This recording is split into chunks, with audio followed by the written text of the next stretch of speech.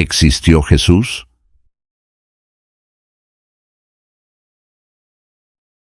Algunas personas no creen que Jesucristo haya existido, otras afirman que sí existió, y hay quienes dicen que no hay manera de saberlo. Este número de Despertad analiza lo que muestran las pruebas. ¿Existió Jesús?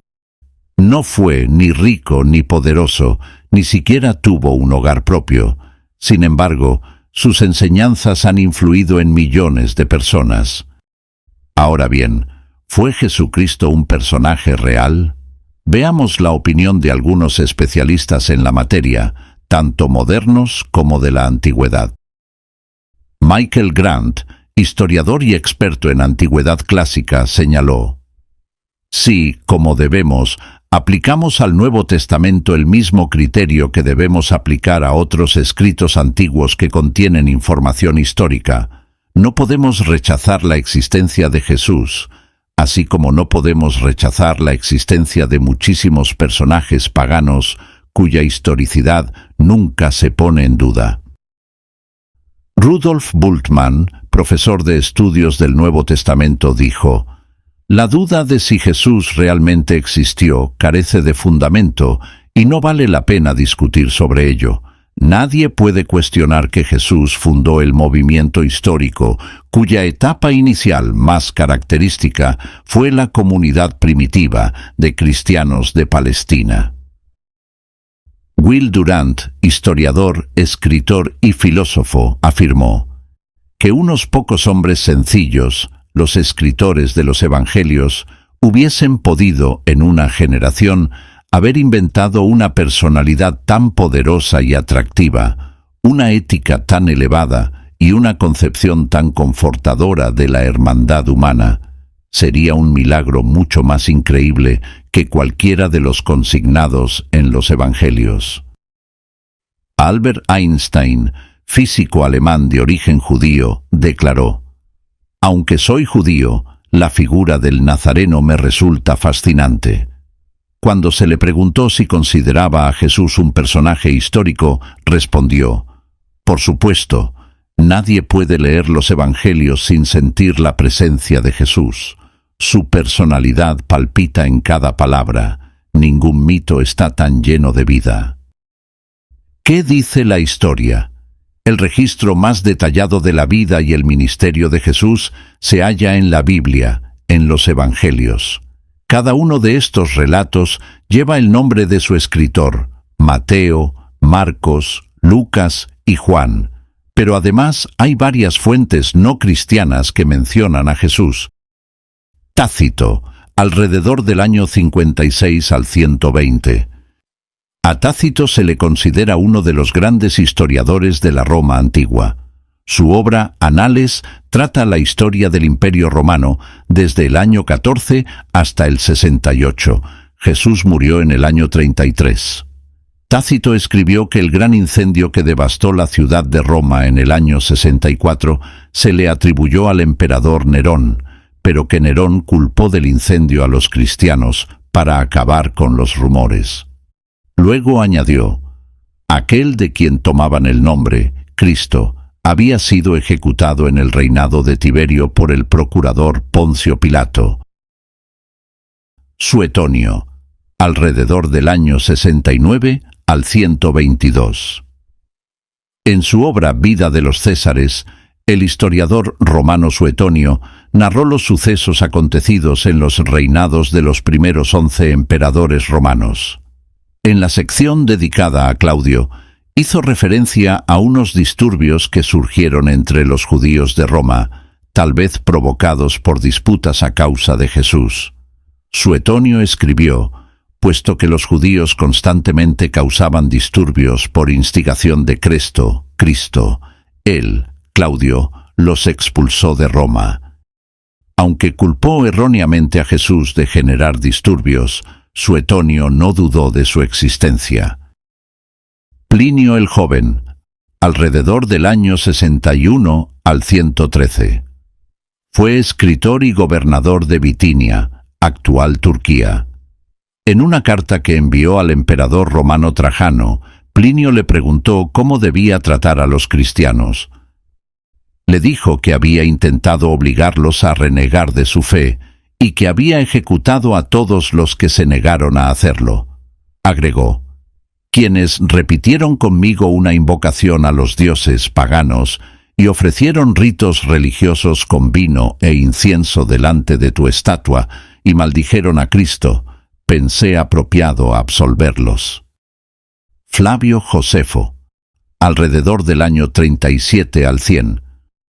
Josefo, historiador y sacerdote judío, escribió que Anás, sumo sacerdote que continuó ejerciendo mucha influencia política, hizo lo siguiente: reunió el Sanedrín, el Tribunal Supremo judío. Llamó a juicio al hermano de Jesús que se llamó Cristo. Su nombre era Jacobo o Santiago. El Talmud. Esta colección de escritos rabínicos judíos, que data de los siglos III a VI, muestra que hasta los enemigos de Jesús confirmaron su existencia.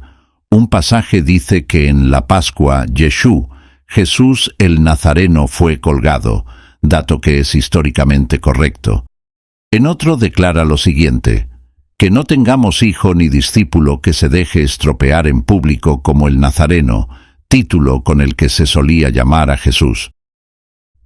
¿Qué dice la Biblia? Los evangelios contienen los elementos de un registro histórico confiable. Proporcionan un relato extenso de la vida y el ministerio de Jesús y aportan detalles específicos sobre personas, lugares y fechas. En Lucas 3, 1 y 2 encontramos un ejemplo que nos ayuda a identificar la fecha exacta en la que un hombre llamado Juan el Bautista, precursor de Jesús, comenzó su labor.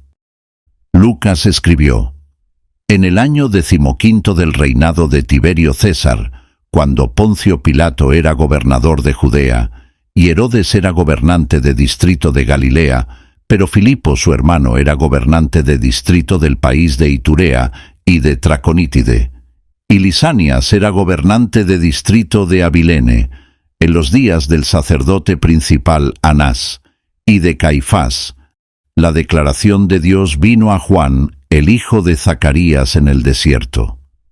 Esta lista detallada y precisa nos permite establecer que la declaración de Dios vino a Juan en el año 29. Las 7 figuras públicas que Lucas menciona son personajes históricos reconocidos, pero no siempre fue así. Algunos críticos se apresuraron a cuestionar la existencia de Poncio Pilato y Lisanias. Con el tiempo, se descubrieron inscripciones antiguas que contenían los nombres de estos dos funcionarios y confirmaban la exactitud del relato de Lucas. ¿Es importante saber si Jesús existió? Sí, por la trascendencia que tienen sus enseñanzas. Por ejemplo, Jesús enseñó cómo disfrutar de una vida feliz y satisfactoria.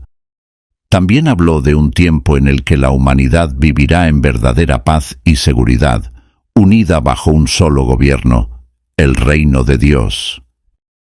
La expresión reino de Dios es apropiada porque este gobierno mundial ejercerá la soberanía de Dios sobre la tierra. De hecho, Jesús lo dejó muy claro cuando dijo en la oración modelo: Padre nuestro que estás en los cielos, venga tu reino. Efectúese tu voluntad sobre la tierra. ¿Qué bendiciones traerá a la humanidad el reino de Dios? Veamos algunas. Se acabarán las guerras y los enfrentamientos. Salmo 46, 8 a 11. La maldad, la codicia y la corrupción desaparecerán para siempre. Salmo 37, 10, 11. Los súbditos del reino tendrán trabajos gratificantes y productivos. Isaías 65, 21, 22. La tierra se recuperará completamente de su lamentable condición actual y producirá abundantes cosechas. Salmo 72, 16. Isaías 11, 9. Hay quien dirá que estas promesas son simples ilusiones. Pero, ¿acaso no es también una ilusión confiar en las promesas humanas? Piense en lo siguiente. A pesar de los impresionantes avances en la educación, la ciencia y la tecnología, millones de personas están muy preocupadas y angustiadas por el futuro. Además, a diario vemos que la gente sufre presiones económicas, políticas o religiosas y que es víctima de la codicia y la corrupción. Queda claro que la gobernación humana es un rotundo fracaso. Sin duda, la existencia de Jesús es una cuestión que merece ser analizada, ¿no le parece? Como dice 2 a los Corintios 1, 19, 20, no importa cuántas sean las promesas de Dios, han llegado a ser sí mediante Él, Jesucristo.